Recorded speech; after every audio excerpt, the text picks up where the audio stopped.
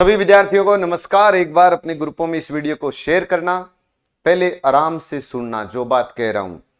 और ये कोई लोहे पर लकीर वाली बात नहीं है। हर एक कोचिंग इंस्टीट्यूट, हर अध्यापक कहीं ना कहीं एक अपना अंदाजा बता रहा है।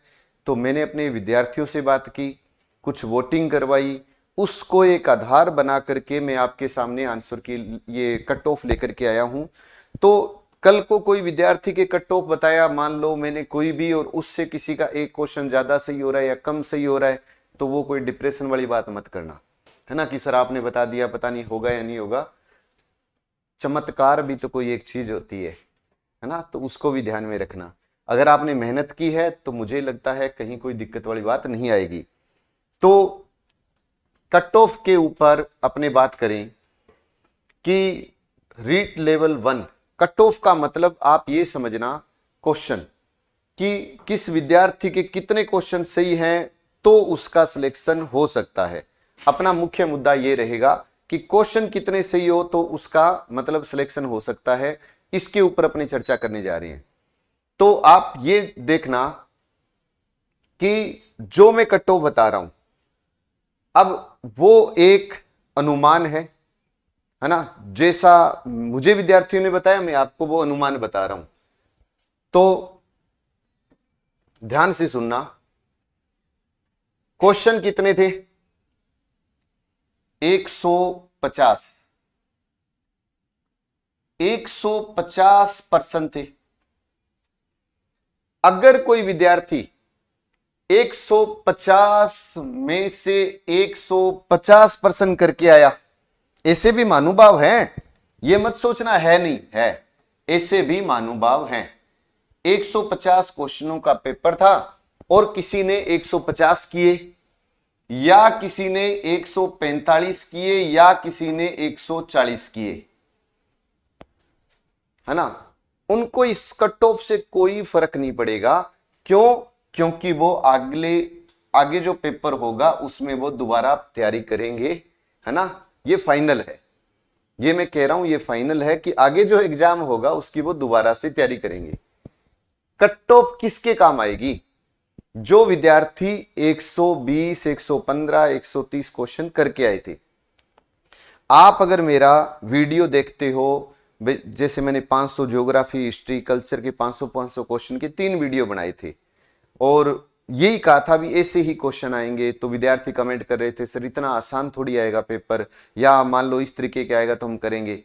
तो मैं ये कहता हूं कि जीके आसान हो सकता है कभी कभी किसी एग्जाम के अंदर, लेकिन उसके अंदर आप एक बात बताओ, शैक्षिक परिदृश्य भी है, कंप्यूटर भी है, साइकोलॉजी भी है, टीचिंग मेथड भी है, हिंदी भी है, अंग्रेजी भी है, आपका मैथ भी है, आपका जनरल साइंस भी है। कोई विद्यार्थी एक सब्जेक्ट में, 2 में, 3 में परफेक्ट हो सकता है, सब में नहीं हो सकता।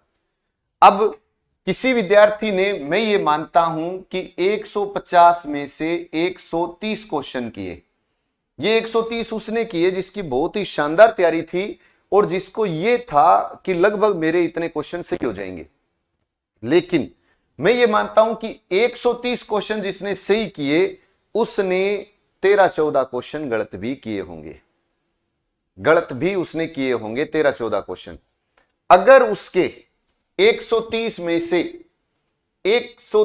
से 14 क्वेश्चन नेगेटिव मार्किंग में चले जाते हैं, गलत हो जाते हैं, मान लो 130 में से 14 गलत हो गए, अब उसके पास आंकड़ा कितना बचा?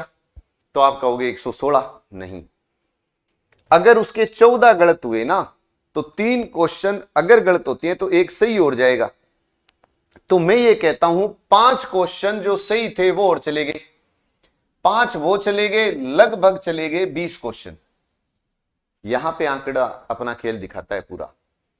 करके आया 130, 12-13 उसके गलत हो गए, तो वो आंकड़ा पहुंच गया अब 110 के ऊपर। अब 110 मैं ये मानता हूं कि जिस विद्यार्थी के 110% सही है वो अपने आप को सेफ जोन में समझ सकता है जनरल कैटेगरी के अंदर। इसमें से भी 3+3- का खेल रहेगा। तो भाई कोई 107 वाला भी डिप्रेशन में ना जाए और 113 वाला भी, तो देखो 10 से ऊपर वाली तो सारी सेफ है, ऊपर वाली तो सारी सेफ है।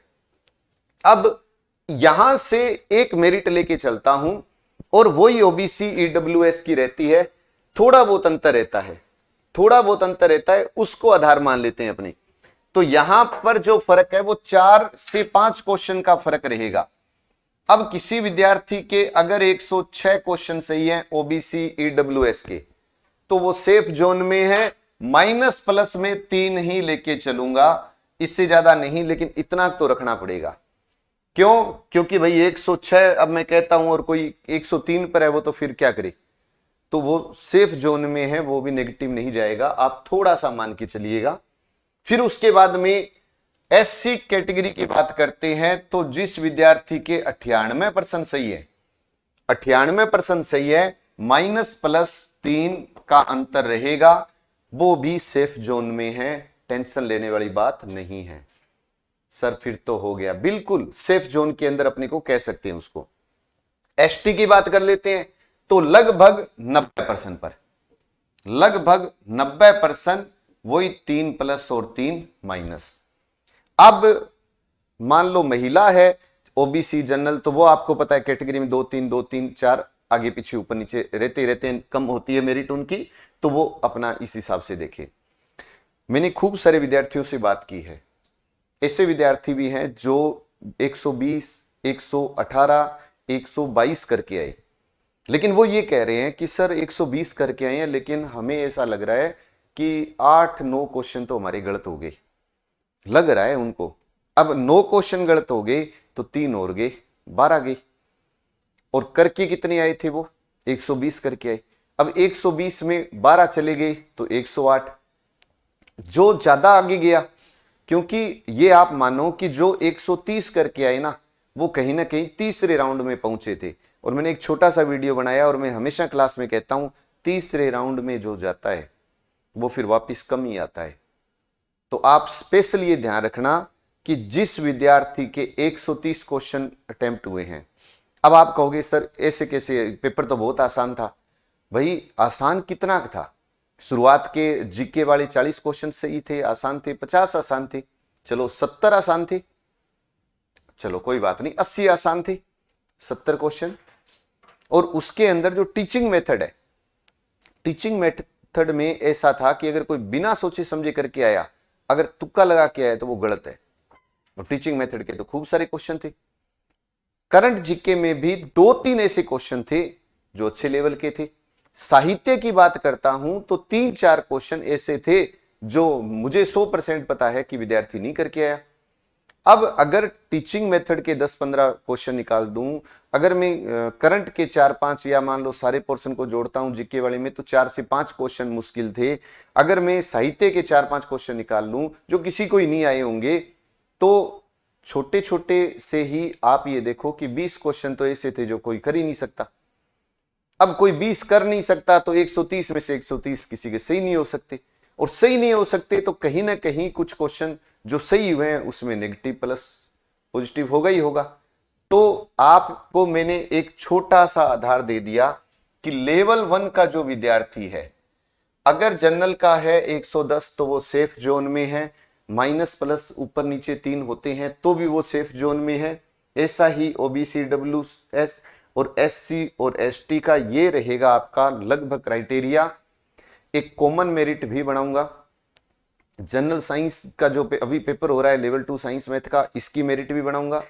तो फिर उसके बाद हम और एक मूल्यांकन लेकर के आ जाएंगे, लेकिन ये रहेगा। अब अगर कोई आपका भाई बंधु तैयारी कर रहा हो, एग्रीकल्चर सुपरवाइजर, आप जानते हैं कि ये भर्ती लगभग आ चुकी है, तो जॉबनेर जैसे संकल्प और जॉबनेर पहले भी साथ में काम कर रहे थे और खूब सारे पिछली भर्ती में सिलेक्शन भी दिए हैं संकल्प और जॉबनेर ने। तो अब मैं और भानी जी यानी जॉबनेर कोचिंग इंस्टीट्यूट के जो डायरेक्टर हैं मिलकर काम कर रहे हैं। ऑफलाइन और ऑनलाइन AAO की भर्ती आ रही है, उसके ऊपर भी ऑफलाइन ऑनलाइन, और FSO की भर्ती का भी ऑफलाइन ऑनलाइन बैच हम 2 मार्च से लेकर के आ रहे हैं। तो आपका अगर कोई भाई बंधु तैयारी कर रहा हो तो आप उसको ये जरूर कह देना कि भाई बैच लगा करके देखिए, आराम से 2 दिन 3 दिन आराम से एक बार डेमो लेकर के देखे, तो उसे पता लग जाएगा कि किस तरीके से तैयारी हो रही है। उसके अलावा first grade, second grade, Rajasthan police, सूचना सहायक या एलडीसी सभी के ऑफलाइन और ऑनलाइन 28 तारीख से भी अपने बैच शुरू हो रहे हैं। कोई भाई बंधु अगर तैयारी कर रहा हो तो उसको आप जरूर कह देना कि नया बैच संकल्प में शुरू हो रहा है। और ये रही मेरिट। इस मेरिट को लेकर टेंशन नहीं लेनी है, लेकिन बार बार विद्यार्थी मैसेज कर रहा था तो मुझे एक कट ऑफ जारी करनी थी, मैंने ये कर दी है और कोशिश की है कि भाई आपको मिले सही आंसर। फिर भी आपके कोई डाउट हो, किसी की कट ऑफ ना बता पाया हूं, तो आप आराम से कमेंट कर दीजिएगा।